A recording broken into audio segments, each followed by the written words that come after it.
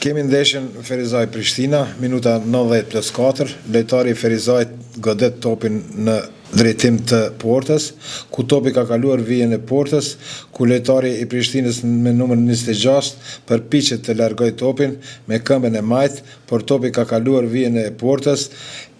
Aksioni vazhdon, asistenti ja konfirmon golin se ka pasur një pozicion jashtëzakonisht të mirë, si dhe vari ja konfirmoi golin.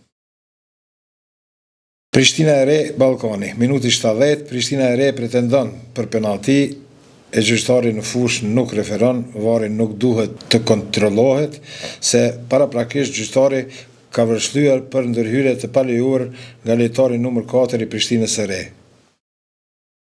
Llapi Gjilani. Kemi minutën 50, ku lojtari sulmues i Gjilanit ka në pronësi topin, ku kemi një tërheqje në vazhdimsi afër 16 metrit dhe e tërheq për fanele, afro 5 metra. Intervenon vari dhe pas rishikimit të pamjeve, referi me të drejtë akordon penalti.